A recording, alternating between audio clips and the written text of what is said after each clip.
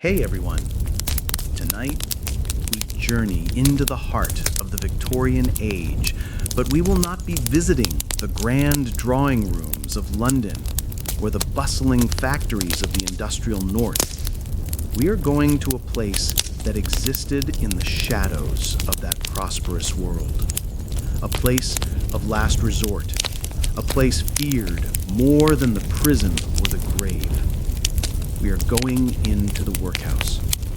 This is not a story of physical torture in the traditional sense. It is a story of a far more subtle and insidious cruelty. It is the story of a system designed not just to house the poor, but to break their spirit. It is the story of a psychological architecture, of a machine built to grind down the human soul into a state of perfect, silent, and grateful submission. There is nothing for you to do but to listen. Let the quiet hum of your own comfortable world be a shield as we step into this colder, harder time. Let the story unfold, not as a collection of facts, but as a slow, atmospheric immersion. And let the quiet, somber rhythm of this history be your guide into a deep and untroubled rest. So, before you get comfortable, take a moment to like the video and subscribe, but only if you genuinely enjoy what I do here. And let me know in the comments where you're tuning in from and what time it is for you. It's always fascinating to see who's joining us from around the world. Now, dim the lights. Maybe turn on a fan for that soft background hum, and let's ease into tonight's journey together. Part 1. Entering the Workhouse. The Gate of Shame. Imagine a street in a sprawling, grimy Victorian city. The air is thick with the smell of coal smoke and damp rot. The sound is a constant cacophony of iron-shod horses on cobblestones, of factory whistles, of the shouts of street vendors. And on this street, there is a building that looms larger and more forbidding than any other. It is the Union Workhouse. It is not a welcoming building. It is a fortress of dull, soot-stained brick, with a high wall topped with broken glass. The windows are tall, narrow, and barred, like the eyes of a prison. There is a single, massive, iron-studded wooden gate, and it is to this gate that our journey takes us. Standing before this gate is a family. A man, a woman, and 2 small children. Their clothes are thin and ragged. Their faces are pale with hunger and etched with a deep, profound, and soul-crushing shame. They have reached the end of their rope. The man has lost his job at the factory. Their small savings are gone. They've been evicted from their single rented room. They have sold every last possession. They have begged, they have borrowed, and they have starved. And now they have come to this place, the place their parents had always warned them against, the place that was a symbol of ultimate failure. They have come to throw themselves on the mercy of the parish. To knock on this gate is the single most difficult act of their lives. It is a public declaration of their destitution. Their neighbors, their former friends, anyone passing by can see them. They can see their bowed heads, their downcast eyes. The act of entering the workhouse is an act of social death. You are no longer a struggling but respectable member of the working class. You are now a pauper, a burden, a drain on the parish rates. The gate does not open easily. They must knock and wait.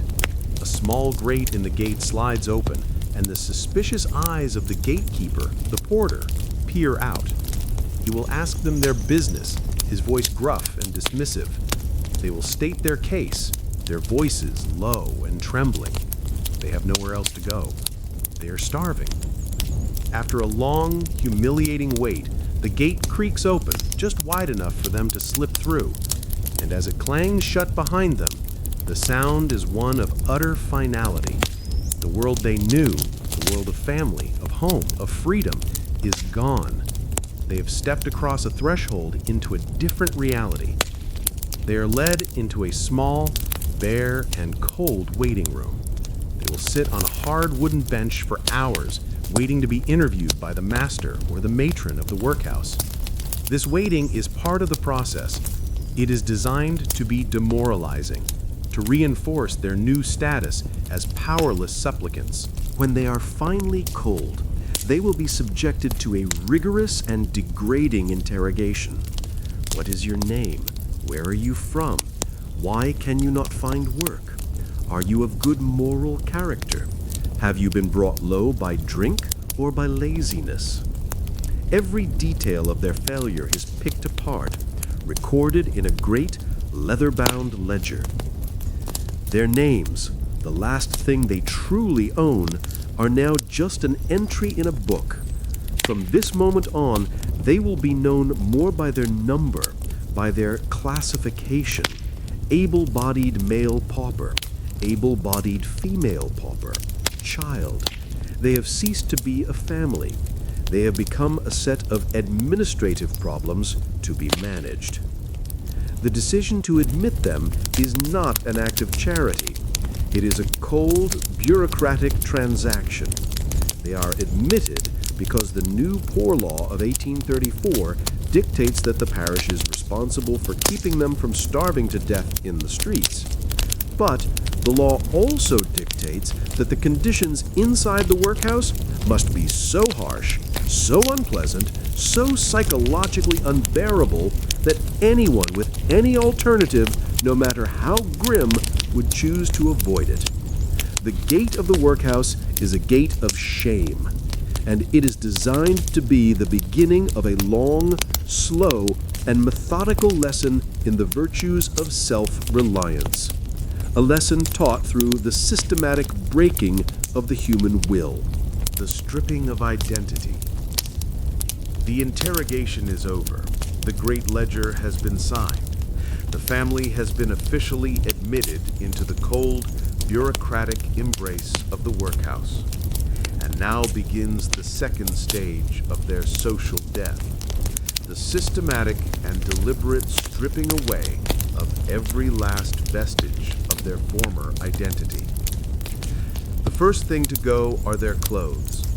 They are led to the receiving wards, a place that smells of carbolic soap and damp linen. Here they are ordered to remove the clothes they arrived in. These clothes are not much: a threadbare woolen coat, a patched cotton dress, a child's worn-out shoes, but they are theirs. They are the last physical link to their old life. They are the colors and textures of their past. The clothes are taken from them. They are fumigated in a foul-smelling chamber to kill any lice or vermin, and then they are bundled up and stored away. They will be returned, it is promised, if and when the family ever leaves the workhouse. But for now, they are gone. In their place, the family is given the workhouse uniform. For the man, it is a coarse, heavy, and ill-fitting suit of fustian or corduroy, a rough, scratchy fabric of a dull, institutional gray or brown. It comes with a shapeless cap. For the woman, it is a simple, shapeless dress of rough calico, a blue and white striped pattern that is instantly recognizable. She is also given a plain white cap to cover her hair. For the children, there are smaller versions of the same, their small bodies lost in the stiff, unforgiving fabric. These uniforms serve a dual purpose. They are a practical measure, durable and easy to wash, but their primary purpose is psychological. The uniform erases all individuality. It makes every inmate look the same. It is a visual sign of their pauper status, a costume of shame that they must wear every single day. There is no room for personal taste, for vanity, for the small human pleasure of choosing what to wear. You are no longer John Smith, a man who once took pride in his Sunday best. You are now just another male pauper in a gray suit. The next thing to be taken is their physical cleanliness, but on the workhouse's own brutal terms. They are subjected to a compulsory bath. The water is often lukewarm and has likely been used by several people before them. They are scrubbed down, sometimes with a harsh, bristly brush, by a workhouse official, a stranger who handles them with a cold, detached efficiency. It is a deeply humiliating and invasive experience, a violation of their personal space. Then comes the cropping of the hair. Especially for the women and children, this was a particularly cruel blow. A woman's long hair was often a source of pride and femininity. The workhouse matron, wielding a pair of shears, will cut it short, often in a rough, uneven, and unflattering style. The official reason is hygiene, to prevent the spread of lice. The unofficial reason is, once again, the removal of individuality and the enforcement of conformity. Finally, their few remaining personal possessions are taken. A small carved wooden toy that a child has clutched in his hand, a locket with a picture of a deceased parent that a woman wears around her neck, a pocket knife that a man has carried for years. These small sentimental objects, the anchors of their personal history and their emotional lives, are confiscated. They are deemed unnecessary, frivolous, a distraction from the new, harsh reality of workhouse life. They are placed in a small box, labeled with the inmate's name, and stored away. At the end of this process, the family that entered the gate is gone. In their place are 4 individuals, stripped of their clothes, their hair, their possessions, and their names. They are cleaned, numbered, and uniformed. They have been reduced to their most basic functional state. They are now raw material, ready to be processed by the great, impersonal, and soul-crushing machine of the workhouse. Men, women, children. Divided. The process of dehumanization is now almost complete. The family has been stripped of their identity, their possessions, and their past. But the system has one final and perhaps most cruel act to perform. It must break the most fundamental and powerful of all human bonds, the bond of the family itself. The New Poor Law of 1834 was built on a principle of less eligibility, the idea that the life of a pauper in the workhouse must be less desirable than the life of the poorest independent laborer outside it. And one of the primary ways of enforcing this principle was the mandatory and absolute segregation of the sexes and of the children from their parents. After the ordeal of the receiving wards, the family is led into a central courtyard or a bleak, echoing corridor. And here, they are told that they must say goodbye. Imagine that moment. The father is to be sent to the able-bodied men's ward on one side of the vast, sprawling building. The mother is to be sent to the able-bodied women's ward on the opposite side. The 2 children, if they are over the age of 7, will be sent to the children's wards, the boys to one, the girls to another. If a child is younger than 7, they might be allowed to stay with their mother. But this is a temporary reprieve. The separation is the unshakable rule. The family, which has clung together through months of hardship, which has been each other's only source of comfort and support, is now being systematically and deliberately torn apart. The father tries to embrace his wife, but a stern word from the workhouse master stops him. The mother kneels down to hold her children, to whisper a last desperate word of love and reassurance, her voice choked with tears. The children are crying, confused and terrified. They cling to their mother's skirts, not understanding why they are being taken from her. But the system has no room for sentiment. A workhouse official, a porter, or a sub-matron will firmly but dispassionately pull the children away. The father is led off down one long, tiled corridor. The mother and her children are led down another. They might catch one last fleeting glimpse of each other's faces, a look of pure, helpless despair before a corner is turned and they are gone from sight. This policy of segregation was justified by the authorities on several grounds. They argued it was for reasons of morality, to prevent the paupers from breeding and creating more paupers.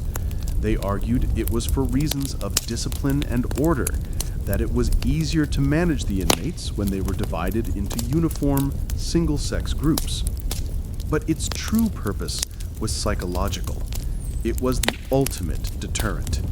The fear of being separated from one's spouse and children was one of the most powerful reasons that people would do anything, starve, beg, endure the most wretched poverty to avoid entering the workhouse.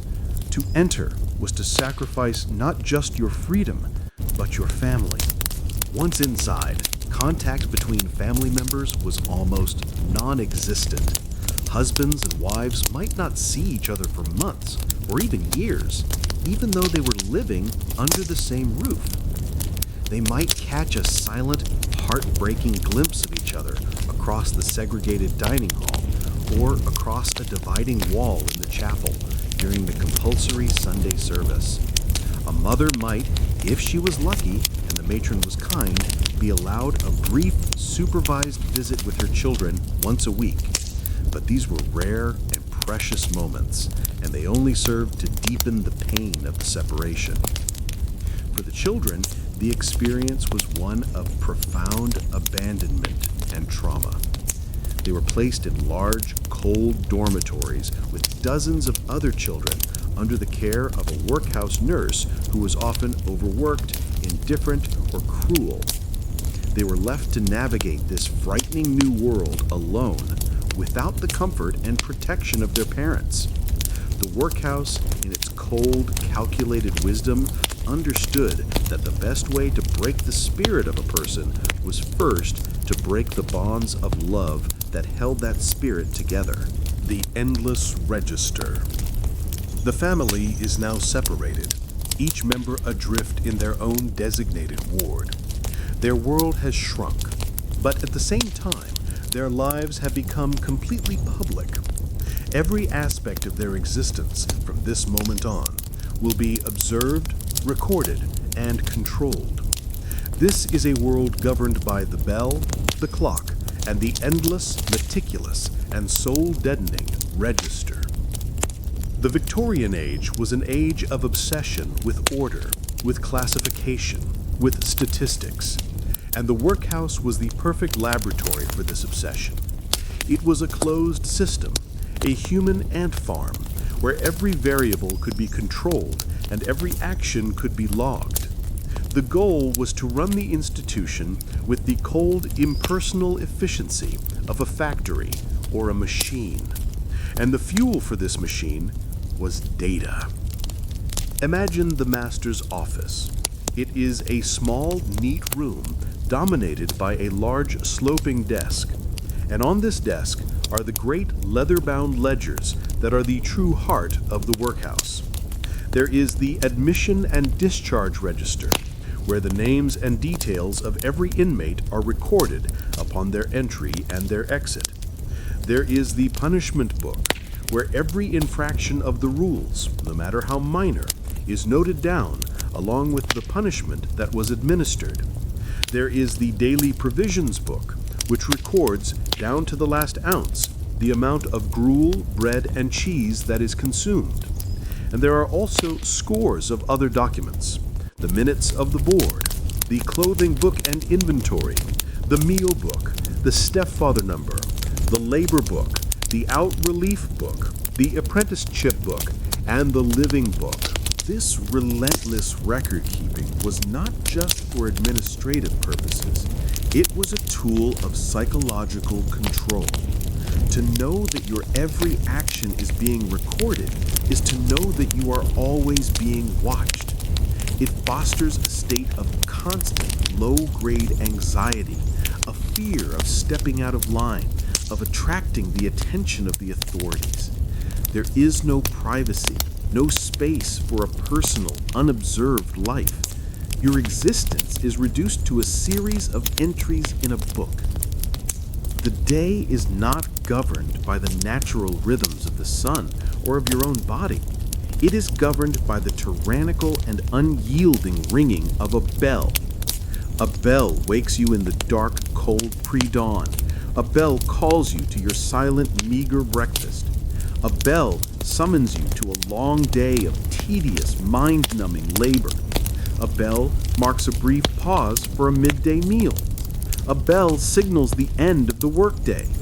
A bell calls you to supper. A bell calls you to evening prayers. And a final bell signals lights out, plunging the dormitory into darkness and a mandated, enforced silence. This rigid, unvarying timetable is designed to eliminate all personal autonomy. You do not choose when to wake, when to eat, when to work, or when to sleep. The decision is made for you. Your time is no longer your own. It belongs to the institution. The relentless, repetitive cycle of the bells is designed to break your will, to train you in the habits of obedience and punctuality, to turn you from an individual into a docile and predictable cog in the workhouse machine. Every inmate is counted again and again. They are counted in the dormitory in the morning. They are counted in the dining hall. They are counted in the workshops. They are counted at evening prayers. This constant counting, this muster, is a way of reinforcing the fact that they are not individuals, but a collective, a herd of paupers to be managed. It is a constant, subtle reminder of their powerlessness. Even their location within the workhouse is a form of classification. The inmates are divided not just by sex and age, but by moral character. There would be separate wards for the able-bodied but dissolute, and the aged and infirm but of good character. Your perceived moral worth determines where you sleep and who you associate with. The workhouse is a physical manifestation of a rigid, judgmental, and unforgiving social hierarchy.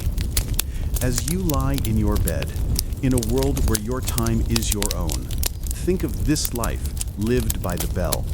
Imagine the endless, repetitive, and inescapable routine. Feel the psychological weight of being constantly watched, constantly counted, constantly recorded. It is a world without spontaneity, without freedom, without a single moment that you can truly call your own.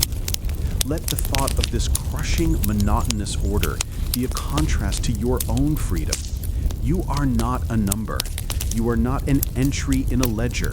And you are free to drift into sleep in your own time and on your own terms. The overseer's eye. The bells, the registers, the uniforms. These are the impersonal mechanisms of control. But this system also required a human face, a physical embodiment of its absolute authority. In the Victorian workhouse, that face belonged to the master and the matron. These were the king and queen of this small, miserable kingdom. They were often a married couple, appointed by the local board of guardians, the committee of middle-class ratepayers who oversaw the workhouse. The master was in charge of the men and the overall administration. The matron was in charge of the women, the children, and the domestic arrangements. They lived in a small, private apartment within the workhouse walls, a world of relative comfort and privilege that stood in stark contrast to the bleakness of the wards. The ideal master was a man of stern, unbending discipline. He was often a former military man, a sergeant major, someone who is accustomed to enforcing order and obedience without question. His power within the walls of the workhouse was almost absolute. He was the judge, the jury, and often the executioner for any inmate who dared to break the myriad of rules. Imagine the sound of his boots echoing on the stone-flagged corridors. It is a heavy, deliberate, and purposeful sound. When the inmates hear it approaching, a hush falls over the workshop or the dining hall. Heads are bowed, eyes are averted. To meet the master's gaze is to invite scrutiny, and scrutiny can only lead to trouble. His presence is a constant, looming threat. He does not need to shout or to rage. His authority is conveyed through his posture, through the cold, appraising look in his eye, through the quiet, menacing jangle of the iron keys that hang from his belt. These keys are a powerful symbol. They are the keys to the storerooms, to the punishment cells, to the very gates of the workhouse itself. They are the keys to the inmate's existence, and he is the one who holds them. The matron holds a similar power over the female wards. She is expected to be a model of stern Christian womanhood. Her job is to enforce cleanliness, order, and a regime of hard, unceasing domestic labor. She inspects the dormitories, her sharp eyes searching for a speck of dust or an untidily folded blanket. She supervises the laundry and the kitchen, her presence ensuring that no one is slacking, that no one is stealing a crust of bread. The relationship between the inmates and these figures of authority was one of pure, unadulterated fear. The master and the matron were not seen as caregivers or protectors. They were seen as jailers. They held the power to punish, to withhold food, to separate a mother from her child. They were the arbiters of a cold and unforgiving justice. Of course, not all masters and matrons were monsters. There were some who were fair, and even a few who were kind. But the system itself was designed to encourage tyranny. The master was given immense power, but he was also under constant pressure from the Board of Guardians to keep the costs down, to run the workhouse as cheaply as possible. This often meant cutting corners on food, on clothing, on the most basic of human necessities. The master, who was seen as too lenient, too soft on the paupers, was likely to lose his job. The system rewarded hardness and punished compassion. This constant, unblinking surveillance by the overseer's eye was one of the most powerful tools of psychological control. It created a world without privacy, without refuge.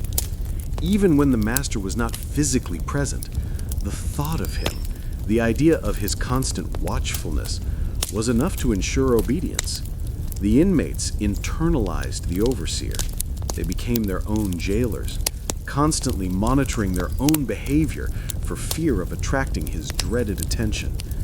This is the ultimate victory of the system, when the prisoner himself begins to guard the bars of his own cage. Part 2. The Ritual of Meals. The Gruel Bowl. Narrative. The bell has rung, signaling the first meal of the day. The inmates, who have been awake since 5 o'clock in the cold, dark dormitory, file silently into the dining hall. They are moving with a slow, lethargic shuffle, their bodies already aching with a hunger that has been their constant companion since the moment they entered the workhouse. They are here for breakfast, a meal that is less about nourishment and more about the ritual of institutional survival. And at the heart of this ritual is the gruel bowl. Let us look at this substance called gruel. The word itself has become a synonym for a miserable, watery poverty. And for good reason. The gruel served in the Victorian workhouse was a thin, bland, and deeply unappetizing porridge made from oatmeal, water, and a little salt. Imagine the scene in the workhouse kitchen. A huge copper cauldron large enough to cook for hundreds of people, steams over a coal-fired range. A pauper, assigned to kitchen duty, stirs the vast quantity of gruel with a long wooden paddle. The recipe is dictated not by a chef, but by the regulations of the Poor Law Board. A precise and meager number of ounces of oatmeal is to be used for every 100 inmates.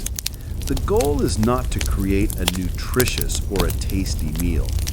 The goal is to create the cheapest, most basic, and most easily digestible substance that will provide just enough calories to keep a person alive and able to work. The gruel is a grayish, lumpy, and semi-translucent slop. It has the consistency of wallpaper paste. It has no discernible flavor other than a faint, raw taste of oats and a hint of salt. It is served lukewarm, ladled with the mechanical, indifferent efficiency into hundreds of identical tin or earthenware bowls. As the inmates file past the serving hatch, they are given their ration. A bowl of this greyish paste, and perhaps, if the dietary for that day allows it, a small, hard crust of bread. They take their bowl and proceed to their designated place at the long, bare wooden trestle tables. To receive this bowl is a deeply humiliating experience. It is a tangible symbol of your complete dependence on the state. You are no longer a person who can choose what to eat or when to eat. You are a pauper, and you will eat what you are given without complaint, without question. The gruel bowl is a lesson in humility, served up twice a day, every day. The nutritional value of this meal is appallingly low. It is almost pure carbohydrate, with very little protein, fat, or vitamins. A diet of gruel and bread is a diet that will, over time, lead to malnutrition and a host of deficiency diseases. But this, too, is part of the workhouse philosophy. The diet is not meant to make you strong and healthy. It is meant to make you just strong enough to perform your daily labor. It is a maintenance diet, the minimum possible fuel required to keep the human machine from breaking down completely. As the inmates sit down at the long tables, a hush falls over the great echoing dining hall. They hold their bowls in their thin, cold hands. They do not begin to eat. They must wait for the signal, for the saying of grace, a moment that we will explore in our next segment. As you lie in your bed, perhaps with the memory of a recent satisfying meal of your own, think of this simple, sad, and empty bowl. Imagine its meager warmth in your hands. Imagine the bland, pasty taste of the gruel. It is the taste of poverty, the taste of dependence, the taste of a spirit being ground down by a relentless, monotonous, and deliberately ungenerous system. The measured bite. The inmates are seated. The steaming bowls of gruel sit before them on the long, bare tables. The air in the vast, cold dining hall is thick with the smell of boiled oats and damp wool. But no one eats. They are waiting. This is because the act of eating in the workhouse is not a simple personal act. It is a public, ritualized, and strictly controlled performance. First comes the grace. The workhouse master, or a designated official, stands at the head of the hall and recites a prayer. For what we are about to receive, may the Lord make us truly thankful. The inmates must repeat the prayer, their voices a low, monotonous, and deeply ironic murmur. They are being asked to be thankful for a meal that is designed to be as unappetizing and as meager as the law will allow. The compulsory grace is not a moment of spiritual comfort. It is another exercise in submission. After the grace, the signal is given. The master might rap his cane on the table. And then, and only then, can the eating begin. And now, a new and even more powerful rule comes into effect. The rule of silence. In most workhouses, talking during mealtimes was strictly forbidden. The meal was to be consumed in absolute, enforced silence. Imagine the sound of the dining hall. It is not the cheerful hubbub of a shared meal. It is a strange, echoing, and deeply unnatural quiet. The only sounds are the scraping of hundreds of tin or pewter spoons against earthenware bowls, the soft, wet sound of chewing, and the occasional, quickly suppressed cough. This rule of silence was a powerful tool of psychological control. A shared meal is one of the most fundamental and ancient of human social rituals. It is a time for conversation, for connection, for the reinforcement of family and community bonds. By forbidding talk, the workhouse system actively prevents this bonding. It ensures that the inmates remain a collection of isolated, disconnected individuals. It turns a communal act into a solitary one. The silence also forces the inmate to focus on the act of eating itself. And this too is a form of torture.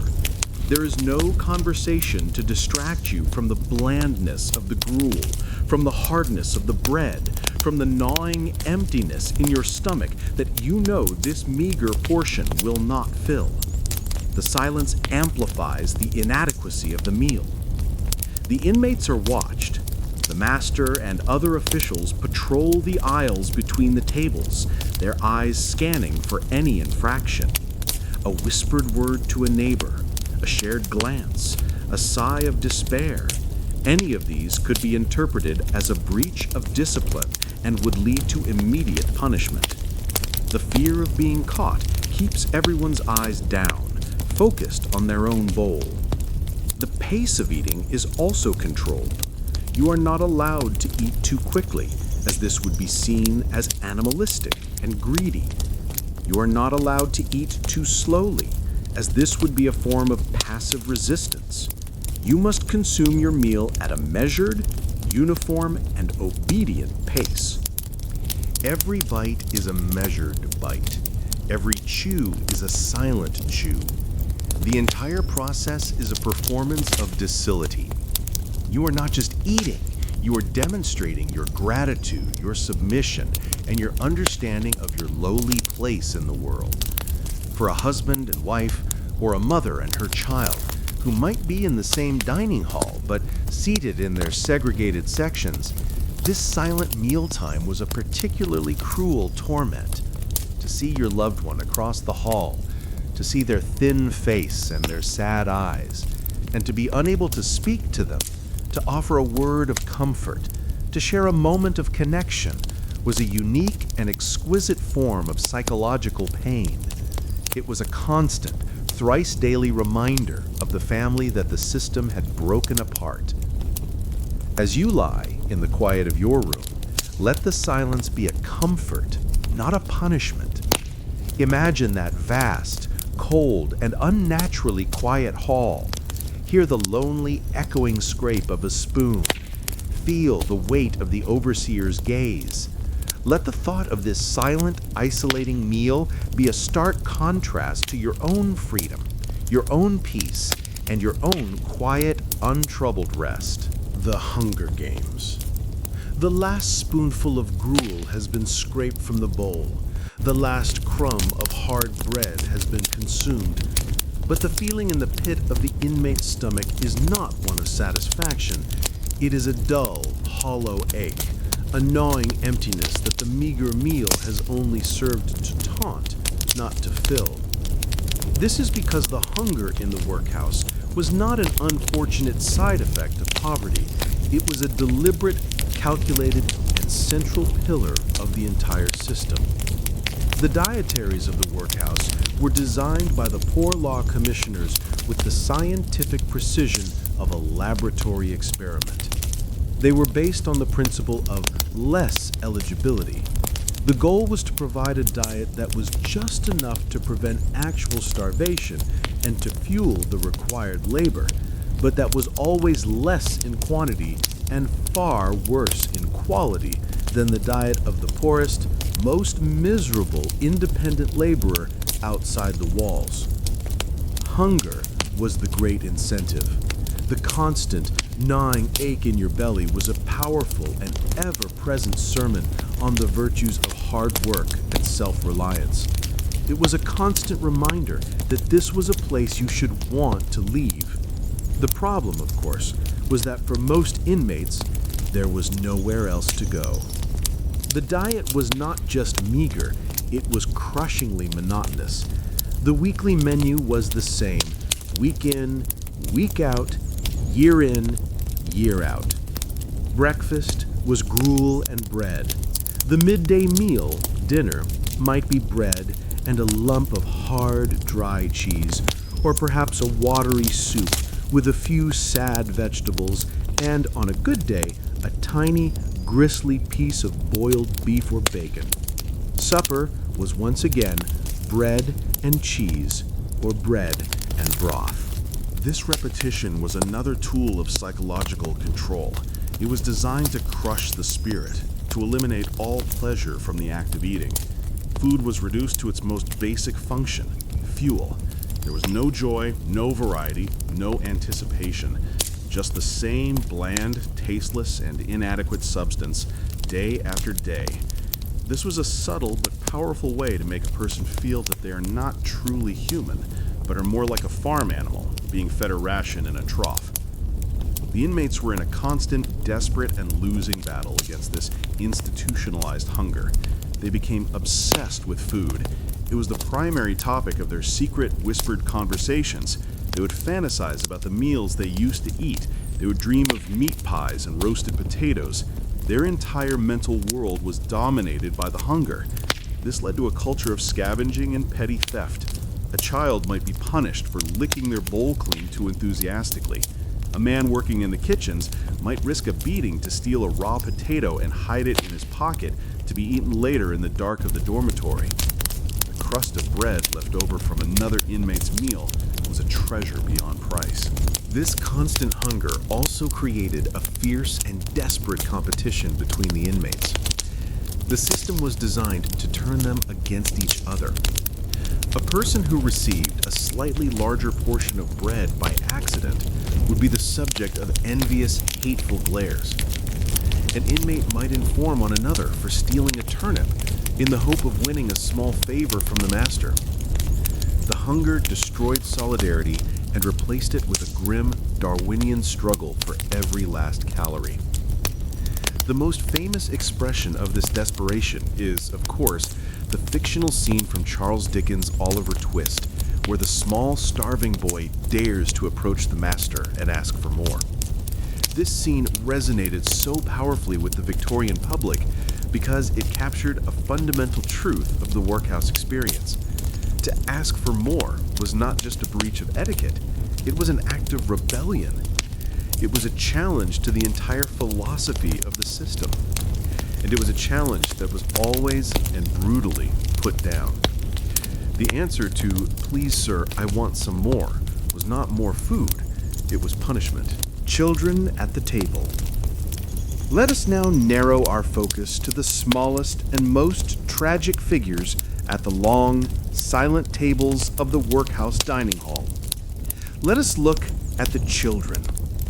For a child, the experience of the workhouse meal was a lesson in a world that was cold, unloving, and perpetually ungenerous. Imagine a small boy, perhaps 7 or 8 years old, sitting on a hard, backless bench. His legs do not yet reach the floor. He is in the children's section of the dining hall, separated from his mother and his father, whom he can perhaps see as distant and unapproachable figures across the vast, echoing room. He is alone, surrounded by other children who are equally alone. In his hands, he holds a heavy tin bowl. His small fingers, blue with the cold, struggle to get a firm grip on it. The tin is cold to the touch, and it chills his hands as he holds it. The spoon he uses is too large for his mouth, a rough, utilitarian object that feels clumsy and alien. The food he is given is a child's portion, which is even smaller than the adults. The dietaries for children were just as scientifically calculated, designed to provide the bare minimum for survival and growth. But often, the food was not just meager, it was unsuitable. The hard, stale bread was difficult for a child with developing teeth to chew. The watery gruel offered very little of the protein and fat that a growing body desperately needs. The children of the workhouse were often chronically malnourished. They were small for their age, with thin limbs, pale skin, and the listless, apathetic eyes that are the hallmark of childhood hunger. They were susceptible to a host of deficiency diseases, like rickets, which would leave their bones soft and deformed. He eats in the same enforced silence as the adults, but for a child, this silence is even more unnatural. A child's instinct is to chatter, to ask questions, to make noise. To be forced to eat in a state of silent, fearful obedience is a profound and damaging experience. It teaches the child that their voice does not matter, that their presence should be as small and as quiet as possible. His eyes are constantly moving. He watches the overseers, the stern-faced officials who patrol the aisles, their canes ready to rap the knuckles of any child who whispers or spills their food. He watches the other children, his competitors in this silent game of survival. And most of all, he watches the food. Every crumb of bread, every drop of gruel is precious. He learns to eat with a slow, desperate care to make the meager portion last as long as possible. He will use his finger to scrape every last trace of gruel from the bottom of the bowl. He will search the tabletop for any stray crumb that might have fallen. This is a world without treats, without kindness, without the small, comforting rituals that should surround a child's meal. There is no mother to wipe his mouth, to encourage him to eat his vegetables, to offer him a second helping. There is only the cold bowl, the silent hall, and the gnawing hunger that is never, ever satisfied. This experience would shape a child for life. It would instill a deep and abiding fear of hunger, a sense of insecurity that might never leave them. It taught them that the world was a hard and unforgiving place, that they could expect no comfort, and that they must fight for every scrap. The workhouse dining hall was a school, and the lesson it taught the children was one of despair. It was a place where the natural joy and spontaneity of childhood was systematically extinguished, replaced by a quiet, fearful, and hungry obedience. The luxury of bread. In the bleak and monotonous culinary landscape of the workhouse, a single food item stood out as the cornerstone of the diet, the measured of the day's relative fortune, and an object of almost religious veneration. That item was bread. To our modern palate, the bread of the workhouse would be almost inedible. It was not the light, fluffy, and often sweetened bread we are used to. It was dark, heavy, and dense. It was often made from a mixture of low-quality flours, rye, barley, and sometimes even pea or bean flour to bulk it out. It was baked in huge batches, and by the time it reached the inmate's bowl, it was often several days old, stale, and as hard as a brick. But in a world of watery gruel and thin soup, this bread was substance. It was solid. It was something you could hold in your hand, something you could sink your teeth into if they were strong enough. It was the most substantial and calorie-dense part of the daily ration. The amount of bread an inmate received was meticulously measured. The daily ration for an able-bodied man might be 16 ounces, for a woman 12 ounces, for a child 8. This ration would be divided between the 3 meals of the day. The portion served at each meal was a small, hard, and precious block. To receive your portion of bread was the most important moment of the meal. The inmate would eye the piece of bread they were given with a critical and anxious gaze. Were the portions being cut fairly? Did the person next to them receive a slightly larger crust? These small differences were the source of intense jealousy and resentment. The bread was never eaten quickly.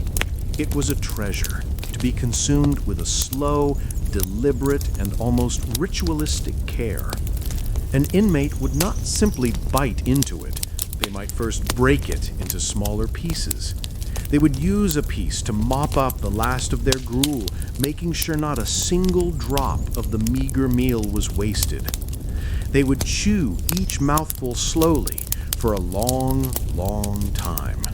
This was partly because the bread was so hard and difficult to eat, but it was also a way of prolonging the experience, of tricking the stomach into feeling that it had received more than it actually had. They would savor the rough texture, the faint sour taste of the sourdough starter, the gritty feel of the coarse milled flour. In a world with almost no sensory pleasure, the simple, earthy taste of the bread was a luxury. A crust of bread could also be a tool or a form of currency. An inmate might save a piece of their bread from the midday meal, hiding it in a pocket. They would gnaw on it later, in the workshop or the dormitory, a small, secret comfort to ward off a pang of hunger. A person who was particularly hungry might trade a small service, mending a tear in a uniform, for example, for a piece of another inmate's bread. The quality of the bread was a constant source of complaint and of potential rebellion. The Board of Guardians would contract with a local baker to supply the workhouse bread, and these contracts were often given to the lowest bidder. The bakers would often use adulterated flour, mixing in chalk, alum, or even sawdust to increase their profits. The inmates, with their sensitive and hungry palates, could taste the difference. Bad bread was one of the most common causes of riots and disturbances within the workhouse walls. It was an insult that was too profound to be borne in silence. So when we think of the workhouse, let us think of this humble, hard, and heavy loaf. It was a symbol of the bare minimum, of a life reduced to its most basic elements.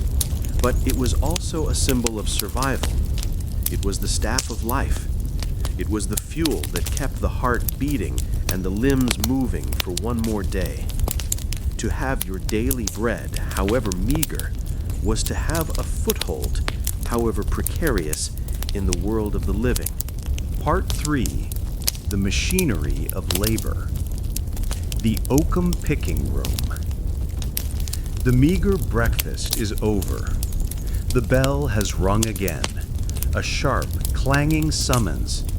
It is time for work.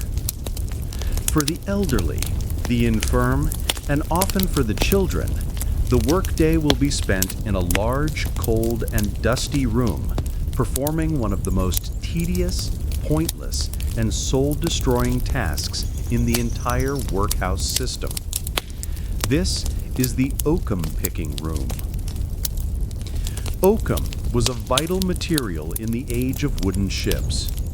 It was a type of fibrous caulking made from old tarred ropes that was used to pack the seams between the planks of a ship's hull to make it watertight. The task of the paupers was to take these old discarded ropes and to unpick them, to tease them apart fiber by fiber until they were reduced to a pile of loose, fluffy hemp. Imagine the scene. You are sitting on a low, hard, backless bench in a long, bleak room.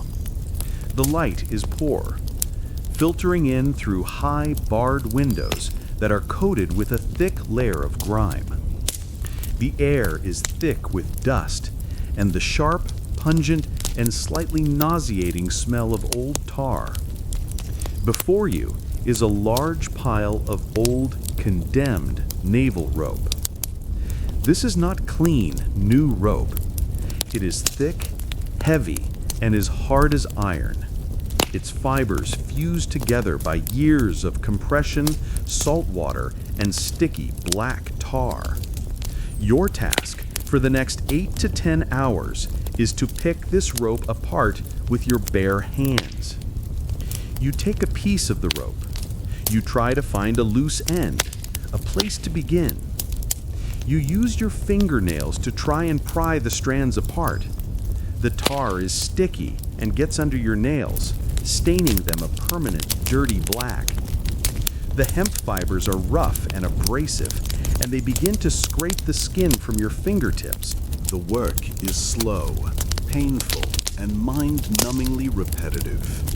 You pull, you twist, you tease, fiber by fiber, strand by strand, for hours on end. The only sounds in the room are the soft, rustling and tearing sounds of the rope being unpicked, and the dry, persistent coughs of the inmates as their lungs fill with the dust. Talking is, of course, strictly forbidden. You must work in silence, your eyes fixed on your task. An overseer patrols the room, his cane ready to wrap the shoulders of anyone who seems to be working too slowly, or anyone who dares to whisper a word to their neighbor. After a few hours, your fingers are raw. The skin is broken. Small, painful cuts and abrasions appear. The tar and the abrasive fibers get into these cuts, causing them to sting and burn. Your fingertips begin to bleed. But you cannot stop. You have a quota to meet. Each inmate is expected to produce a certain weight of picked oakum by the end of the day. Failure to meet this quota will mean a punishment, a meal withheld, or a spell in the solitary cell. So you continue, despite the pain. Your hands become a testament to your labor. The skin on your fingertips becomes thick and calloused, but it is a callus that is always cracking, always sore. This work is the perfect embodiment of the workhouse philosophy. It is what was known as unprofitable work. The oakum produced had some value, but the primary purpose of the task was not economic. It was disciplinary. The work required no skill. It was dull, it was repetitive, and it was just unpleasant enough to be a constant, low-grade punishment. It was designed to be less eligible than any work outside the walls. It was work that served as a deterrent, a grim warning of the fate that awaited you if you failed in the world of independent labor. It was designed to break the spirit, to crush any sense of creativity or purpose, and to instill the habit of mindless, unquestioning obedience. As the bell rings to signal the end of the workday, you will look at your pile of fluffy, picked oakum, and you will know, with a deep, wary certainty, that tomorrow you will return to this bench, to this pile of rope, and you will do the exact same thing all over again. The stone yard. While the old and the infirm were picking oakum, the able-bodied men were sent to a different kind of workshop, a place of hard, physical, and equally pointless labor. This was the stone yard. Imagine a large, open, and windswept yard surrounded by the high brick walls of the workhouse. In the winter, the yard is covered in a layer of frost or snow. In the summer, it is a dusty, sun-baked bowl. The yard is filled with great piles of rock, granite, limestone, whatever was cheaply available. This is the raw material for the day's work. The task of the men is stone breaking. They are given a long-handled sledgehammer and a pile of large, uncut rocks. Their job is to break these large rocks down into smaller, fist-sized pieces, and then to break those pieces down again until they have a pile of gravel or crushed stone that is small enough to pass through a metal screen. This work was often performed in individual cells or stalls, open at the front to prevent the men from talking or from injuring each other with flying rock shards. The man is alone with his hammer, his pile of rocks, and his thoughts. The work is brutally hard. The sledgehammer is heavy, and it takes a great deal of strength to swing it hour after hour. The shock of the hammer hitting the rock travels up the wooden handle and into the man's arms and shoulders, leaving him with a deep, jarring ache. The sound of the stone yard is a deafening, percussive symphony, the constant, rhythmic, and metallic clang of dozens of hammers striking rock all day long. It is the sound of pure, brute force, a sound that echoes off the workhouse walls and can be heard for streets around. Like open picking, the primary purpose of stone breaking was not economic. The crushed stone could be sold for road building, but the price it fetched rarely covered the cost of feeding the men who produced it. The real purpose was punitive. It was the physical embodiment of the workhouse principle of less eligibility. The work was designed to be exhausting, unpleasant, and degrading. It was seen as a test of a man's character. A man who was genuinely destitute and willing to work would, it was believed, perform the task without complaint. A man who was lazy or trying to cheat the system would refuse the work and could then be punished for his idleness. The work was a way of breaking a man's body, just as the silence and the routine were designed to break his mind.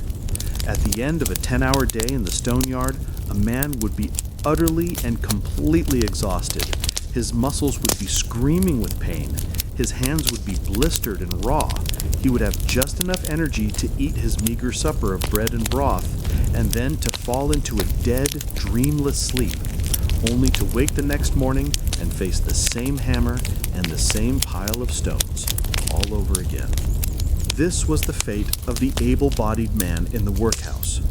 His strength, which in the outside world was his primary asset, his means of earning a living and supporting his family, was here turned against him. It was used as the raw material for his own punishment, a way of grinding him down day by day until his spirit was as broken as the stones at his feet. The laundry heat. While the men were breaking stones in the cold yard, the able-bodied women were sent to a different kind of hell.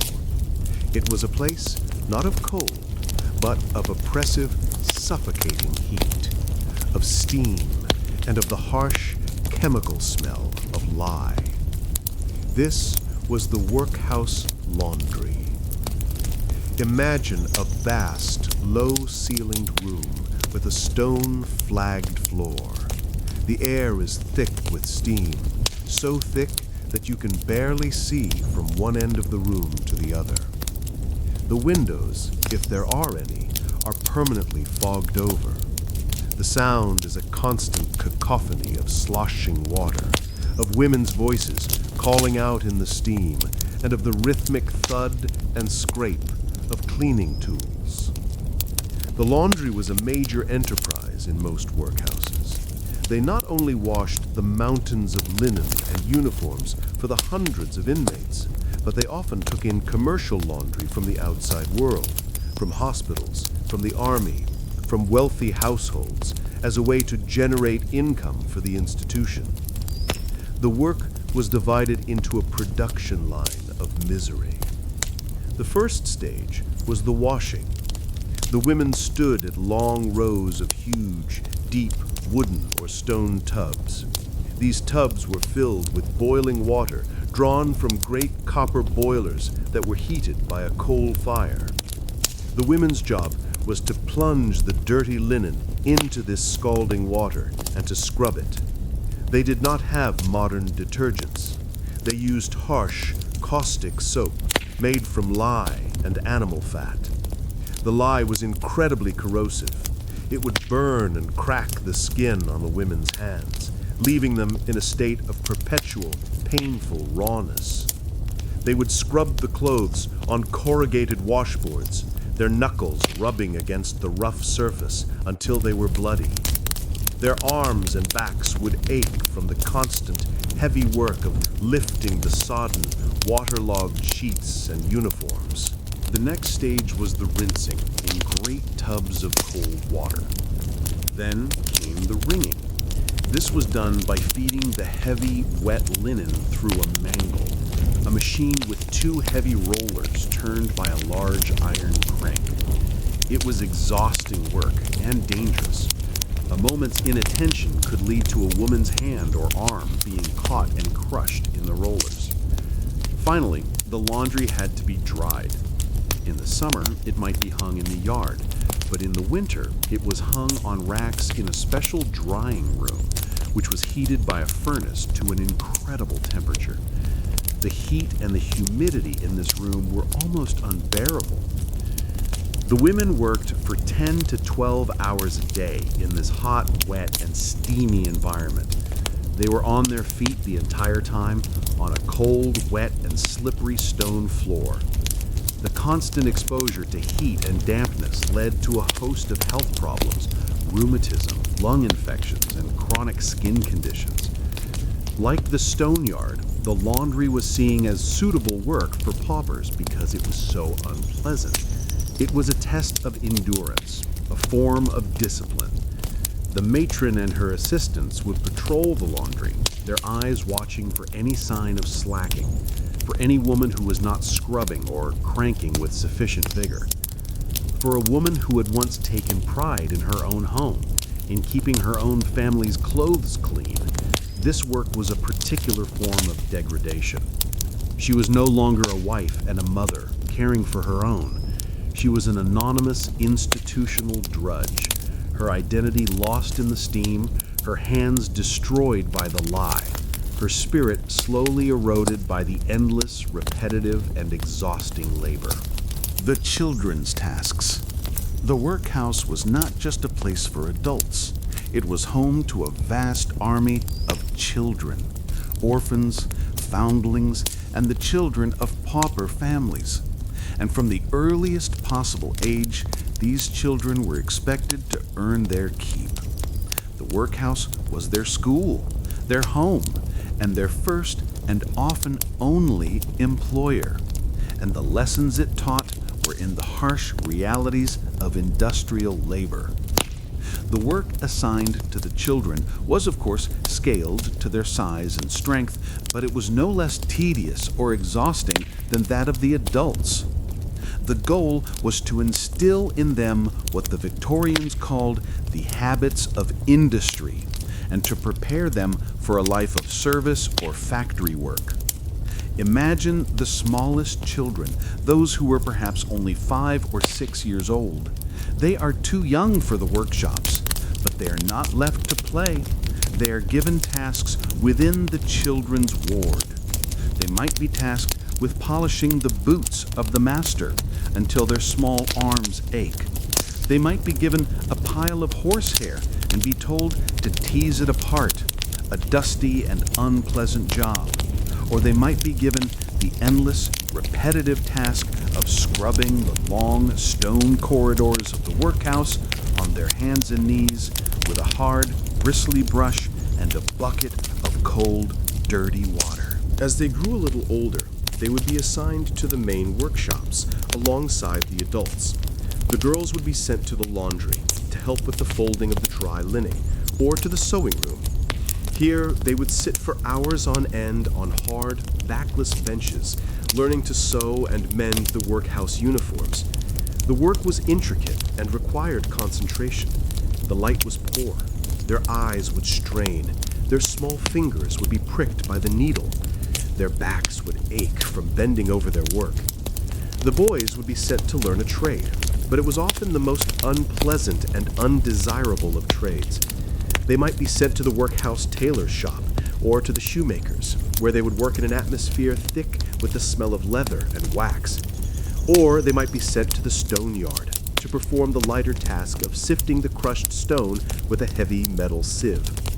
In some workhouses, children were put to work on industrial machinery.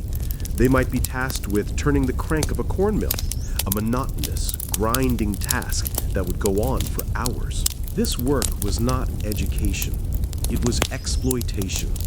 The children worked the same long hours as the adults, in the same harsh conditions, on the same meager diet. The workhouse system saw them not as children who needed to be nurtured and educated, but as a source of cheap, controllable labor. When a child reached a certain age, around 13 or 14, the workhouse would try to apprentice them out, to get them off the parish rates. The boys might be sent to the factories or to the Royal Navy as cabin boys. The girls would be sent into domestic service, to be maids in the homes of the wealthy. For some, this was an escape, but for many, it was simply a transition from one form of servitude to another, where they were often at the mercy of cruel and exploitative masters. The childhood of a workhouse child was a childhood without play, without affection, without hope. It was a long, gray, and monotonous training in the art of being a silent, obedient, and useful member of the laboring poor.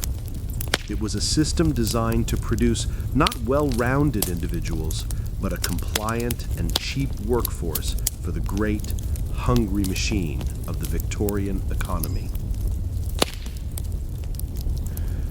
The solitary cell. For those who broke the rules, who spoke during meals, who failed to meet their work quota, who showed a sign of defiance or insolence, the workhouse had a place of ultimate punishment. It was a place designed to break the will of even the most stubborn inmate. It was the refractory ward, or, as it was more commonly and more fearfully known, the solitary cell. Imagine a small, windowless room in the deepest, most remote part of the workhouse. The walls are thick brick or stone. The door is heavy, solid wood with a small barred grate and a heavy iron bolt. The floor is cold, bare stone. There is no furniture, no bed, no chair, no table.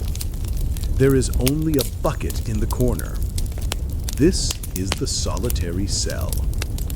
To be sent here is to be cast into a world of absolute sensory deprivation.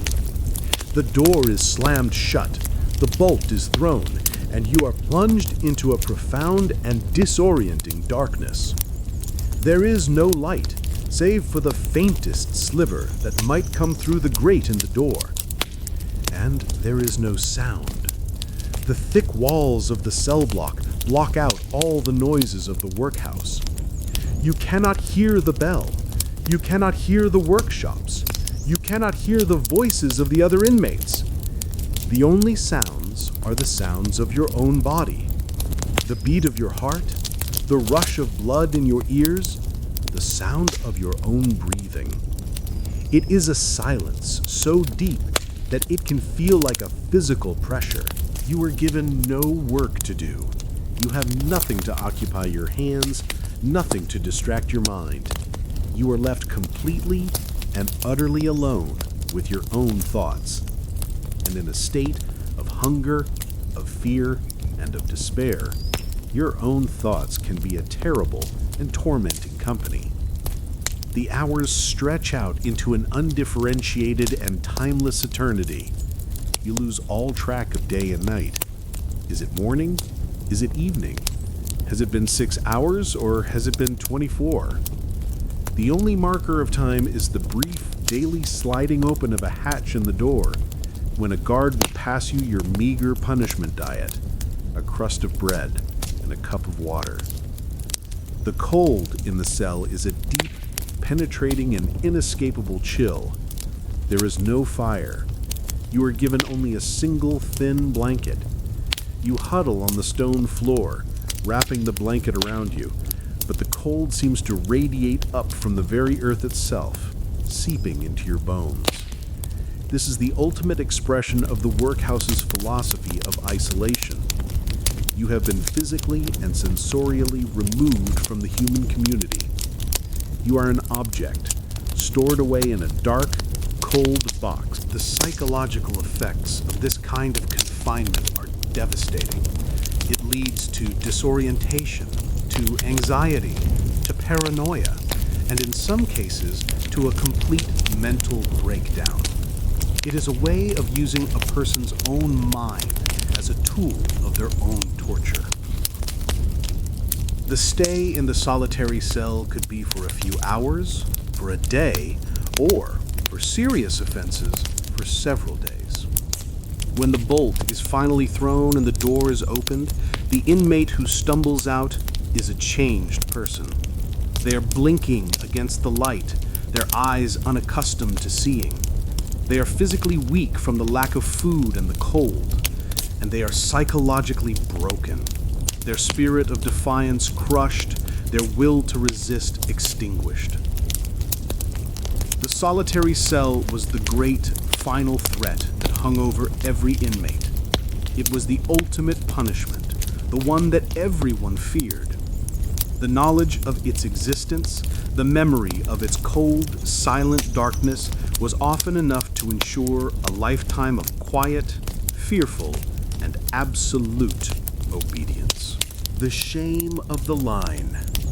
While the solitary cell was the ultimate punishment for the most serious offenses, the workhouse masters had a whole arsenal of other punishments at their disposal, many of which were designed not to inflict physical pain, but to use the powerful and crippling weapon of public humiliation.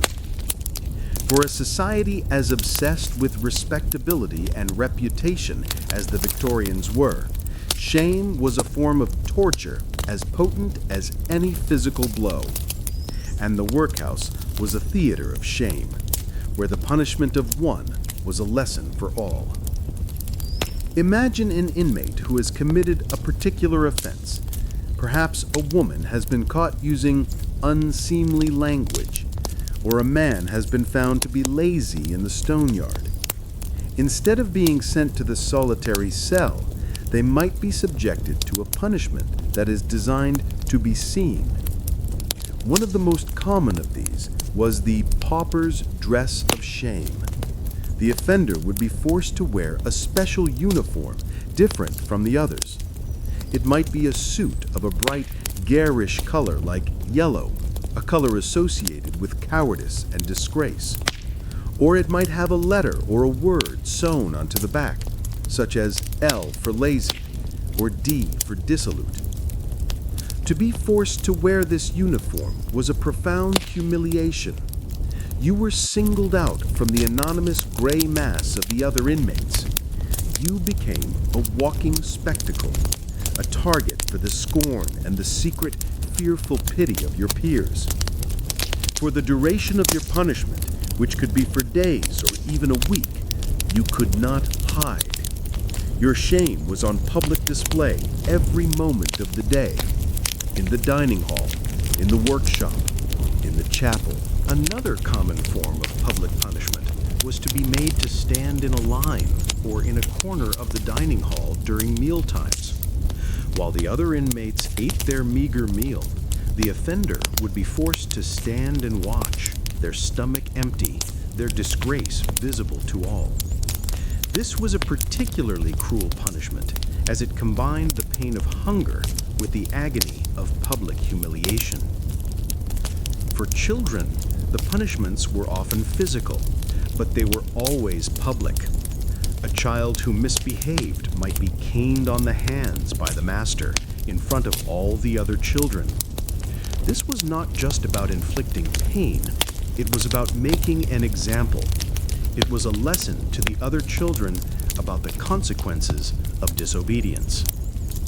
The ultimate act of public shaming was to have your name and your offense read out loud during the compulsory Sunday service in the chapel. In a place that was meant to be for the salvation of the soul, your personal sins were laid bare before the entire community and before God. These rituals of shame were a powerful way of enforcing the rigid moral code of the workhouse.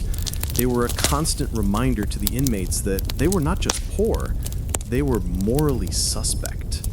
Their poverty was seen as a sign of their own personal failure, of their laziness, their drunkenness, their lack of character. And these public punishments were a way of reinforcing that idea, of forcing the pauper to accept their own culpability for their miserable condition. It was a way of breaking not just their will to resist, but their sense of self-worth. It was a system designed to make them feel that they were not just unfortunate, but that they were fundamentally and irredeemably bad. And for a person who has lost everything else, the loss of their own dignity is often the final and most devastating blow. The weight of religion. In the cold, disciplined, and unforgiving world of the workhouse, religion was not a source of comfort or of solace. It was another tool of control, another weapon in the psychological arsenal of the authorities. The faith that was meant to bring hope was twisted into a relentless and heavy weight of judgment and obligation. The workhouse had its own chapel, and attendance was mandatory. Every Sunday, the inmates, segregated by sex and age, would file into the cold, bare, and echoing space.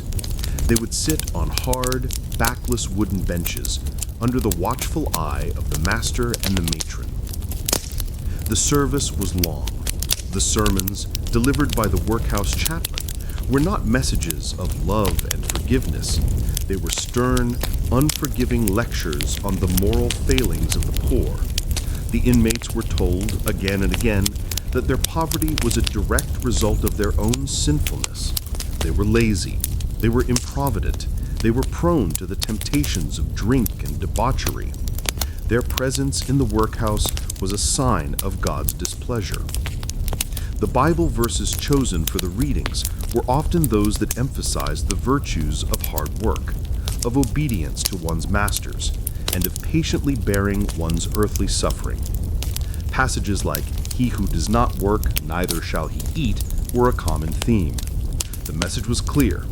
Your suffering is your own fault, and your only path to redemption, both in this world and the next, is through silent, unquestioning, and diligent labor. His presence is a constant, looming threat. He does not need to shout or to rage. His authority is conveyed through his posture, through the cold, appraising look in his eye, through the quiet, menacing jangle of the iron keys that hang from his belt. These keys are a powerful symbol. They are the keys to the storerooms, to the punishment cells, to the very gates of the workhouse itself. They are the keys to the inmate's existence, and he is the one who holds them. The matron holds a similar power over the female wards. She is expected to be a model of stern Christian womanhood.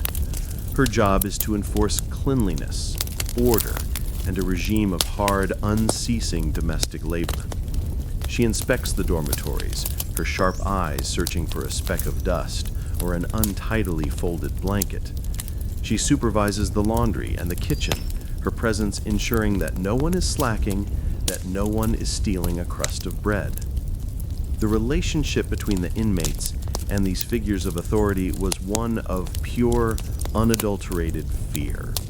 The master and the matron were not seen as caregivers or protectors. They were seen as jailers. They held the power to punish, to withhold food, to separate a mother from her child. They were the arbiters of a cold and unforgiving justice. Grace was said before every meal. Prayers were held every morning and every evening. The inmates were constantly surrounded by the language and the rituals of Christianity. But it was a Christianity that had been stripped of its compassion, a faith that had been weaponized to serve the interests of the powerful. This constant, enforced piety was a profound psychological burden.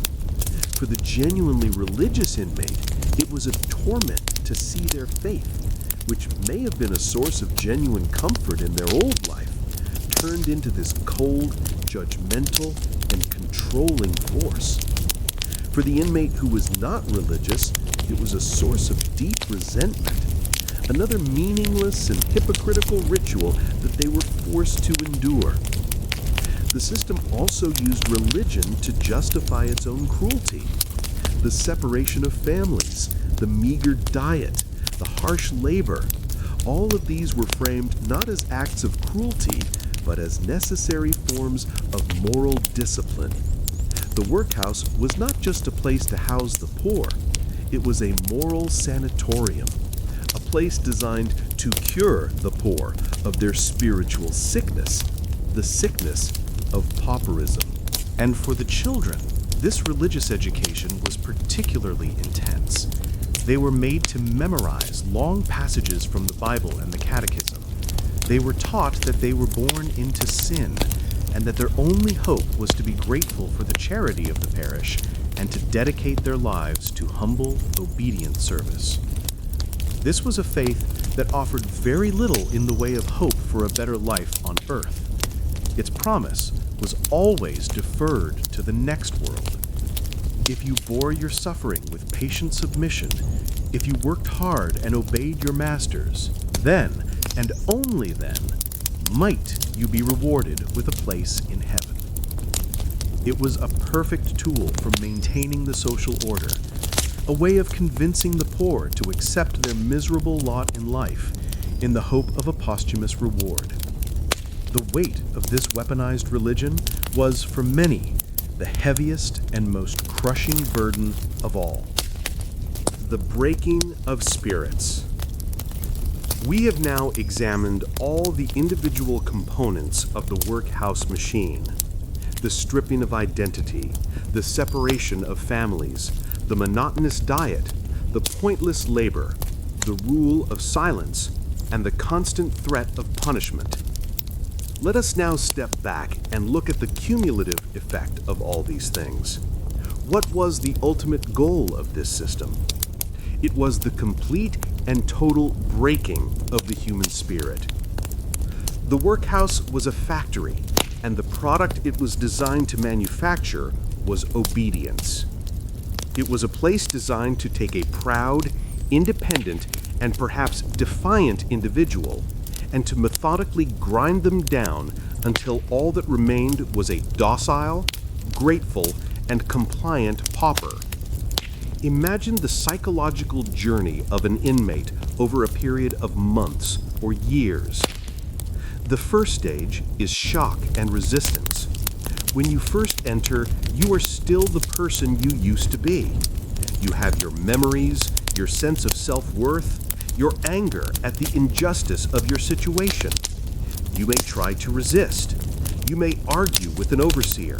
You may whisper to a friend. You may try to hold on to your own identity. But the system is designed to defeat this resistance. Every small act of defiance is met with a swift and certain punishment. The resistance is slowly, inexorably ground out of you. The second stage is a kind of weary resignation. You learn that resistance is futile, that it only brings more suffering. You learn the rules. You learn to keep your head down, your eyes averted, your voice quiet. You learn to march when the bell rings, to work in silence, to eat the gruel without complaint. You are not yet broken, but you have learned to perform the role of the obedient pauper. This is a survival strategy. You are playing a part to get by. But it is the third stage that is the true victory of the workhouse system. It is the stage of internalization. After months or years of this relentless routine, of this constant reinforcement of your own powerlessness and worthlessness, you begin to believe it. The master's voice, which was once an external threat, becomes an internal one. You begin to police your own thoughts, to feel guilty for a rebellious feeling. You begin to accept that your poverty is, in fact, your own fault. You start to feel a strange, twisted sense of gratitude for the meager food and the harsh shelter that the workhouse provides. Your spirit, which was once a bright, strong flame, is reduced to a single, small, and flickering ember. Your hopes for the future, Your dreams of a life beyond the walls begin to fade. The world outside becomes a distant, terrifying, and unattainable memory. The workhouse, with its predictable, if miserable, routine, becomes the only reality you know. It becomes, in a strange and terrible way, a kind of home. This is the ultimate goal of the psychological torture.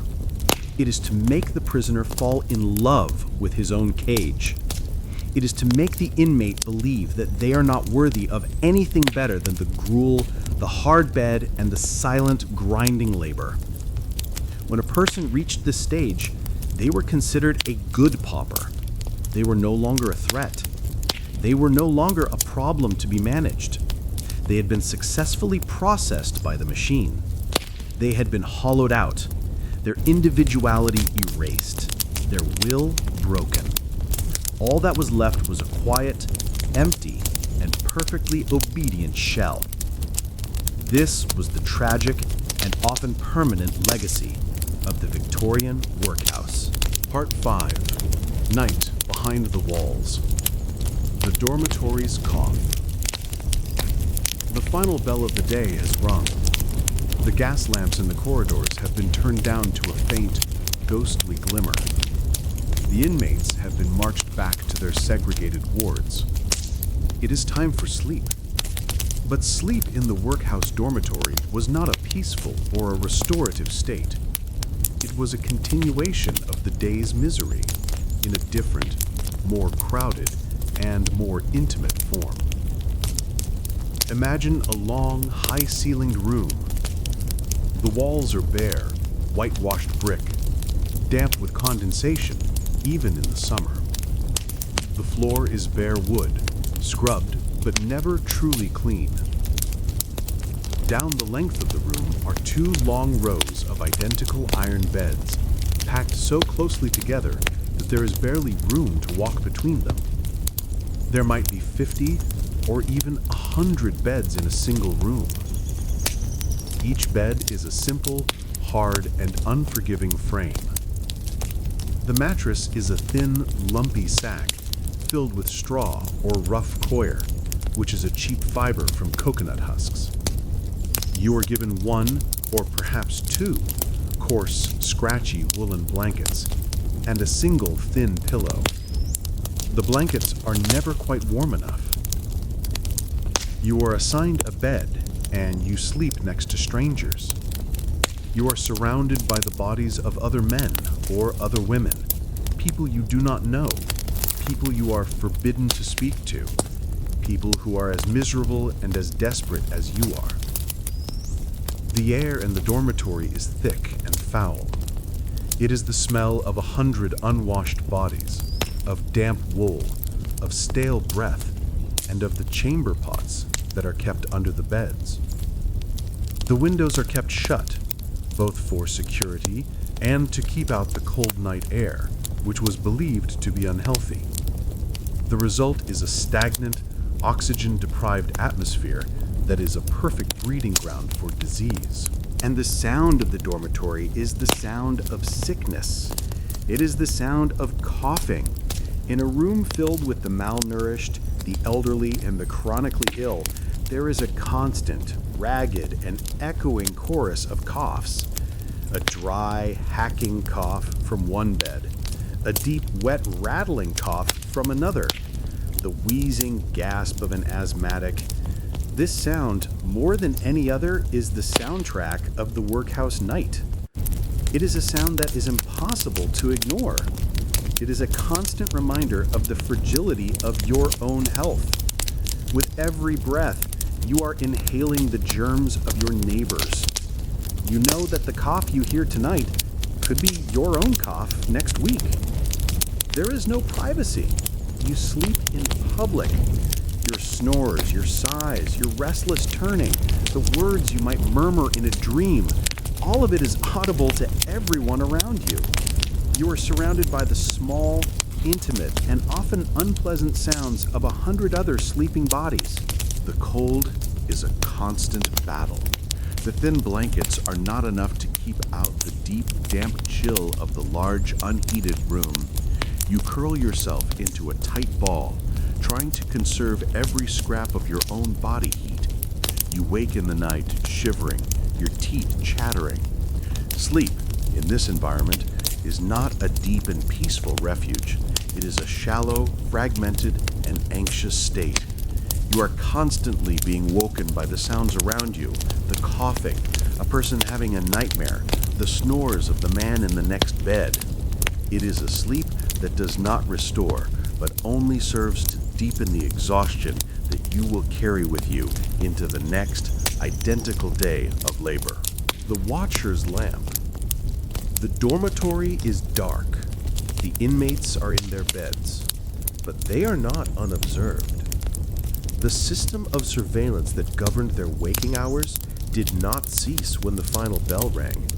It simply changed its form, becoming a more silent, more ghostly, and perhaps even more unnerving presence. This is the Night Watch. In the center of the vast dormitory, or at one end, there might be a small, raised, and sometimes glassed-in office for the workhouse official on duty.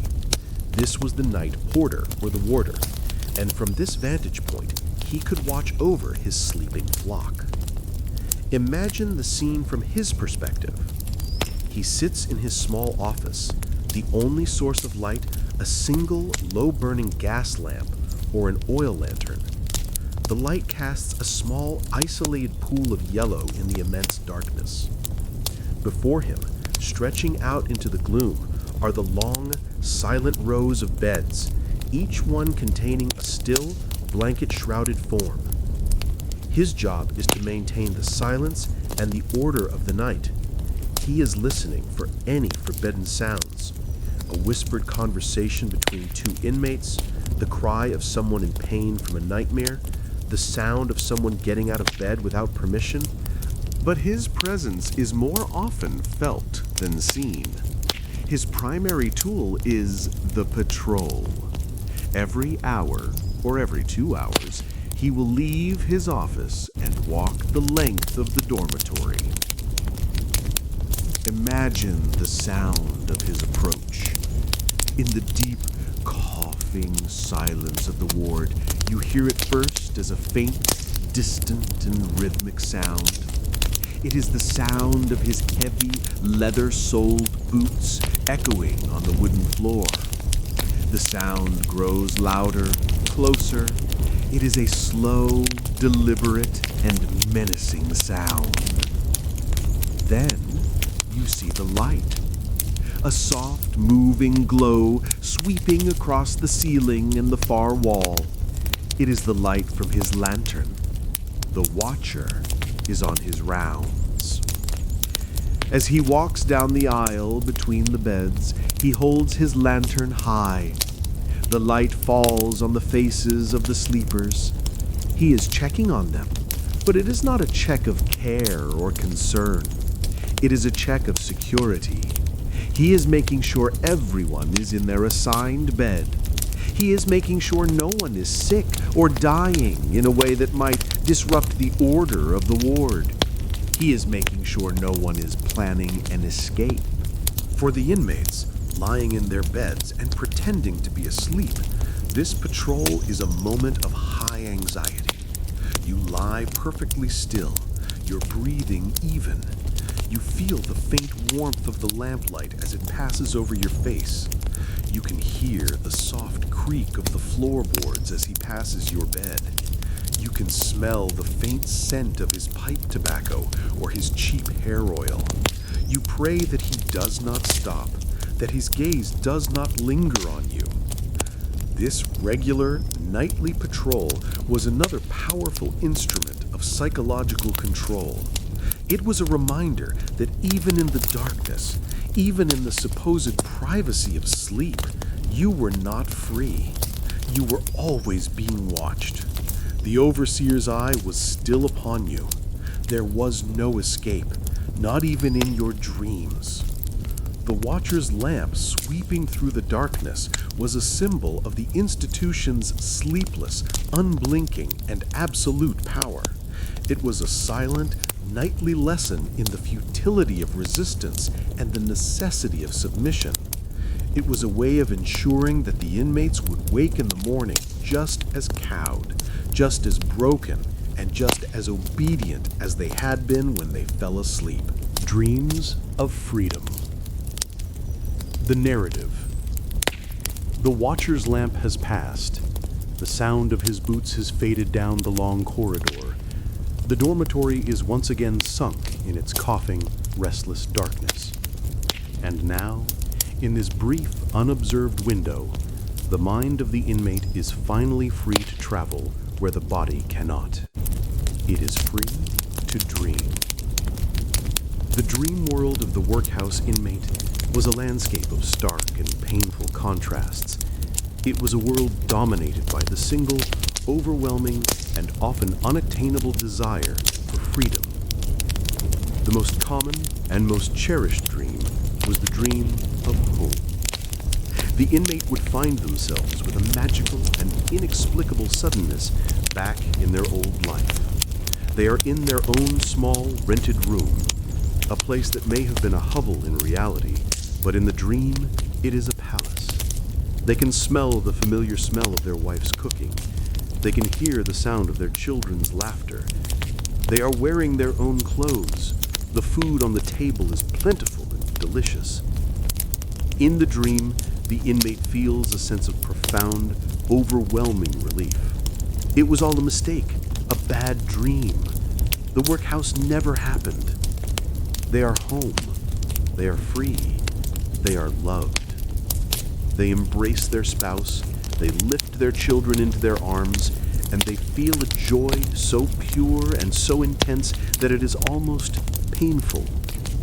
The dream is so sure and sweet, but it also has an edge of painful. And then, the cruelest moment of all, the 5 o'clock bell clangs, its harsh metallic sound cutting through the fabric of the dream, and they wake up. They wake up to the cold, to the darkness, to the smell of the dormitory. They wake up to the hard straw mattress and the scratchy, thin blanket. They wake up to the reality that they are not home, that their family is gone, that the beautiful world of their dream was a phantom, a cruel and fleeting illusion. The pain of this awakening is a fresh wound every single morning. The memory of the dream's joy only serves to deepen the misery of their waking reality. Another common dream was the dream of escape.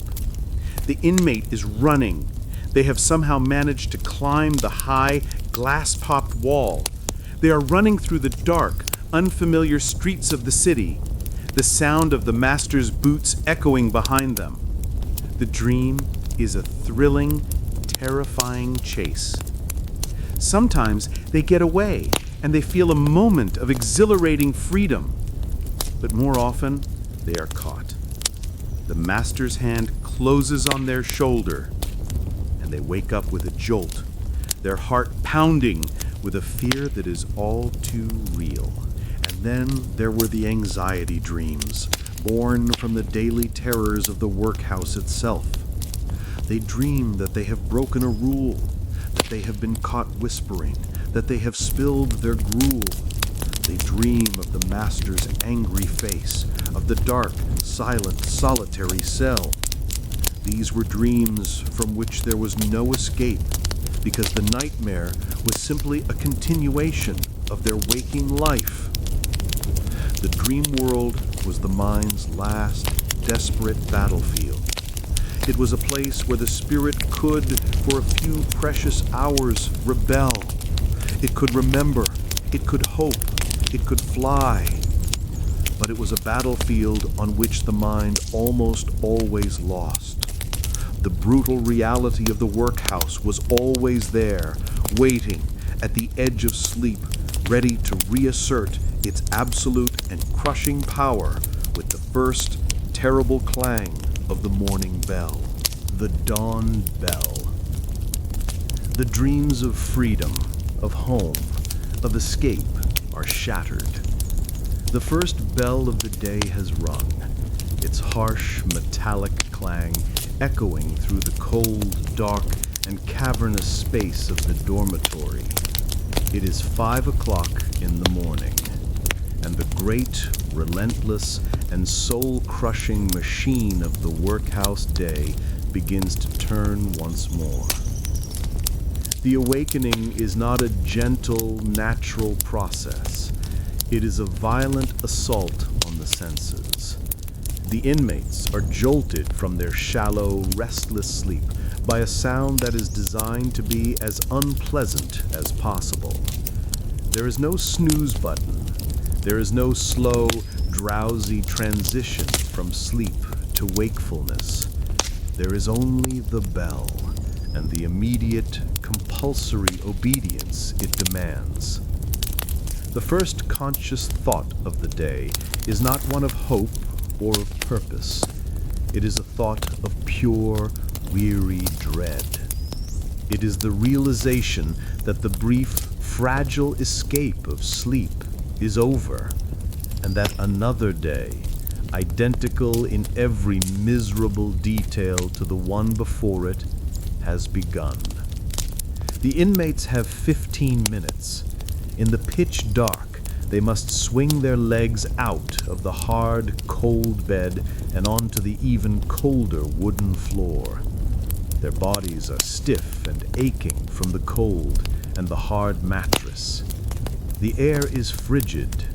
They must quickly dress themselves in their cold, damp, and ill-fitting uniforms. And they must make their beds. This is not a casual, domestic act. It is the day's first test of discipline. The straw mattress must be smoothed. The single coarse blanket must be folded into a precise, neat rectangle and placed at the foot of the bed. The bed must look exactly like every other bed in the long, uniform row. An inspector will come by later, and an untidily made bed is an offense, a sign of a slovenly and undisciplined character, and it will be punished. As the inmates are dressing and making their beds, the gas lights in the ward might be lit, casting a weak, hissing, and ghoulish yellow light over the scene. And then the second bell. Time to assemble. They file out of the dormitory in their silent, shuffling lines into the cold stone corridors. They must stand in formation in their designated places to be counted.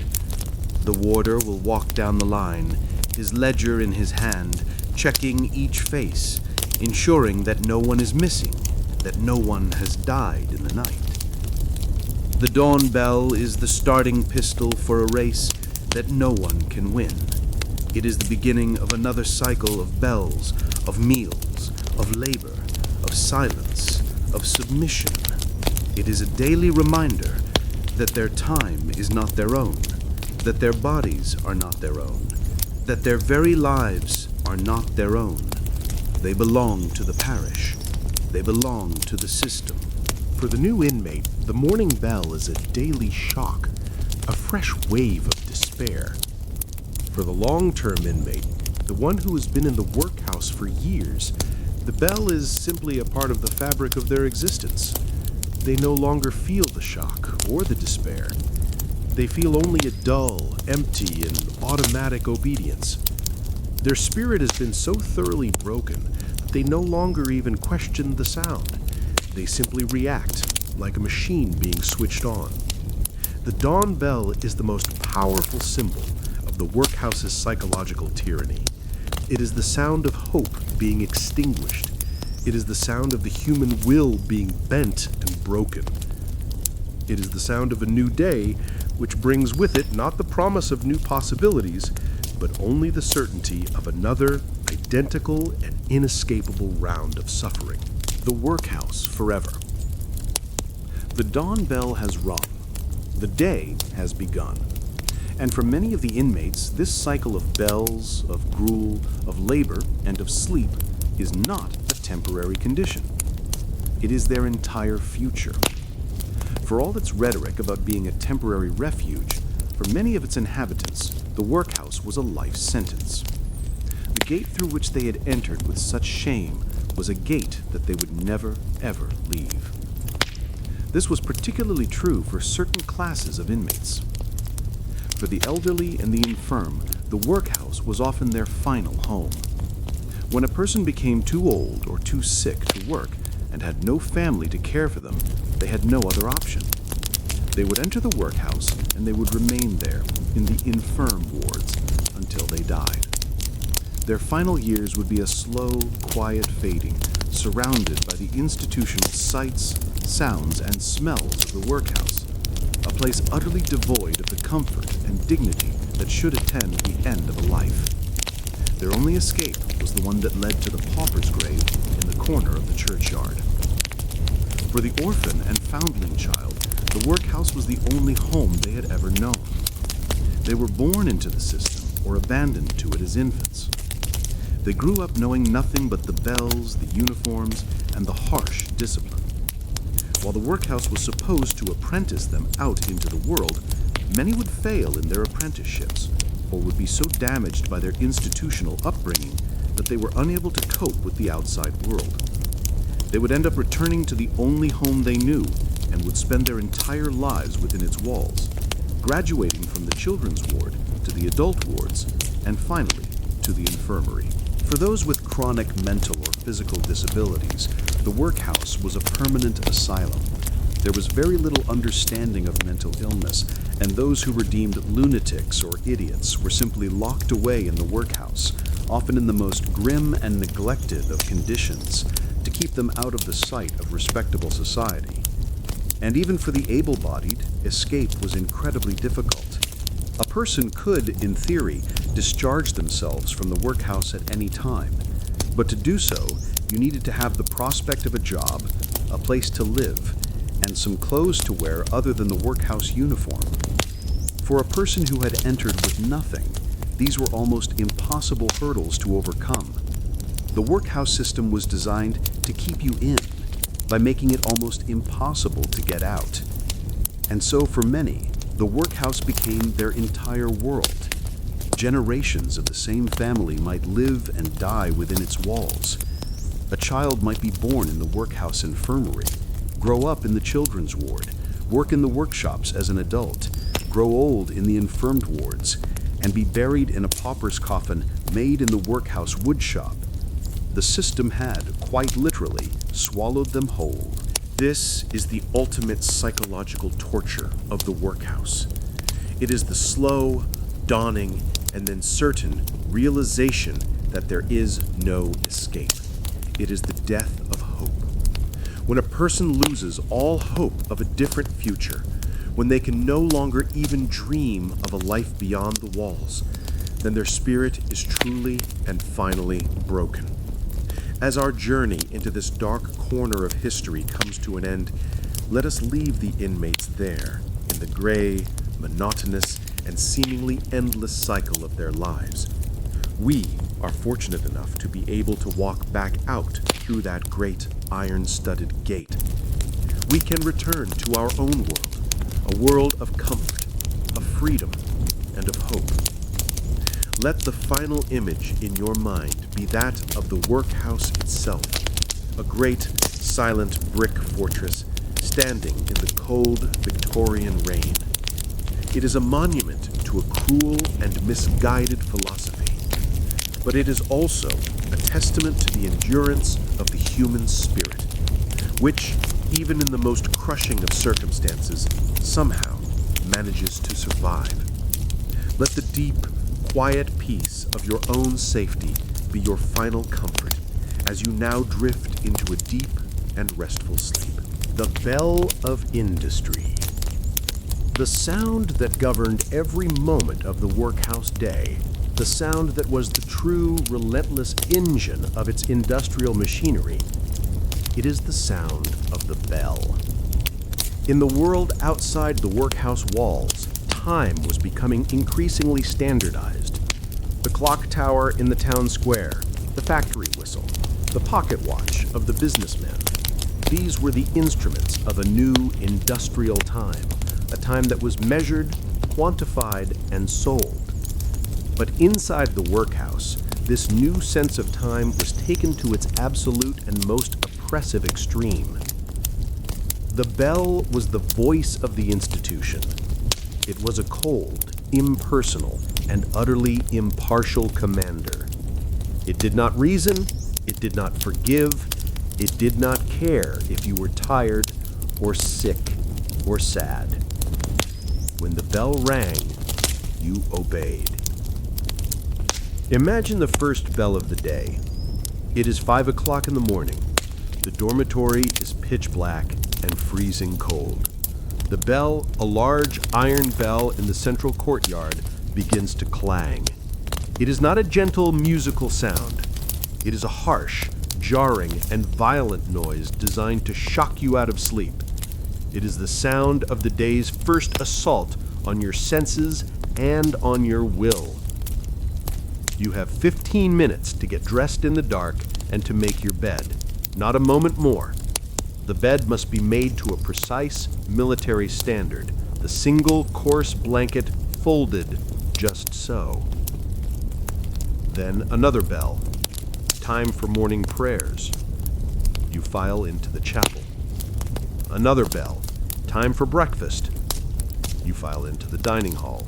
And then, at 7 o'clock, the bell that signals the true beginning of the day. The bell for work. The sound echoes through the stone corridors, a summons that cannot be ignored. You march in your silent lines to your designated place of labor, the stone yard, the laundry, the oakum room. The day is a long, monotonous desert of labor, and the bells are the cruel and infrequent oases. A bell at midday signals a 1-hour pause for dinner. But this hour is not for rest. It is for eating your silent meal and for a brief, supervised period in the yard. And then the bell rings again, a brutal, jarring summons back to the workshop. The afternoon is another 5 hours of the same, grinding, repetitive work. Your body aches. Your mind is numb. You watch the slow, agonizing progress of the sun through the high, barred windows, praying for the day to end. And then, finally, the 6 o'clock bell. The bell that signals the end of labor. A wave of relief, so profound it is almost painful, washes over you. The tools are put down. The work is over for today. But the bells have not finished with you. Another bell for supper, another bell for evening prayers, and then, at 8 o'clock, the final bell of the day. The bell that signals lights out. The gas lamps in the corridors are extinguished. You're to be in your bed, in the dark, and in silence. This unvarying, inescapable rhythm, day after day, week after week, month after month, was a form of psychological conditioning. It was designed to destroy any sense of internal, personal rhythm. Your own feelings of hunger, of fatigue, of wakefulness were irrelevant. You ate when the bell told you to eat. You worked when the bell told you to work. You slept when the bell told you to sleep. The bell was the great enemy of the human spirit. It left no room for spontaneity, for creativity, for a moment's quiet reflection. It turned the inmates from human beings into automatons, into a perfectly synchronized, perfectly obedient, and perfectly miserable machine. To live by the bell was to live a life that was no longer truly your own. It was to be a prisoner, not of iron bars, but of time itself. Part 4. Discipline and Despair. The Rule of Silence. Narrative. We have encountered this rule before in the dining hall, But the principle of silence was not confined to meal times. In many of the stricter workhouses, it was a pervasive and constant rule that governed almost every aspect of the inmate's life. It was one of the most simple, most effective, and most cruel of all the tools of psychological torture. Imagine the soundscape of the workhouse. It is a world of institutional noise, the clang of the bell, the echo of boots on stone floors, the rhythmic clang of the hammers in the stone yard, the sloshing and cranking of the laundry. But what is missing is the most human of all sounds, the sound of conversation. During the long hours of work, silence was the absolute rule. In the oakum picking room, in the sewing room, in the workshops, the inmates were forbidden to speak to one another. They would work for hours on end, side by side with their fellow sufferers, but in a state of complete, enforced silence. This was a profoundly unnatural and isolating experience. Humans are social creatures. We use language to connect, to share, to comfort, to complain, to build relationships. To deny this fundamental impulse is to deny a core part of what it means to be human. The rule of silence was designed to prevent the formation of friendships, of alliances, of any form of solidarity among the inmates. A group of people who can talk to each other can organize, they can share their grievances, they can plan a protest or a rebellion. A group of silent, isolated individuals is much easier to control. The silence was a preemptive strike against any form of collective resistance. It was also a form of mental torment. To be forced to perform a boring, repetitive task for hours is one thing. To be forced to do it in complete silence with nothing to distract your mind is another.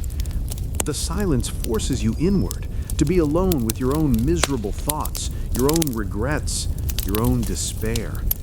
There is no one to share a joke with, no one to offer a word of encouragement, no one to simply acknowledge your shared existence. The silence creates a prison within the prison, a cell of apathetic solitude in the midst of a crowd. The inmates became masters of covert communication.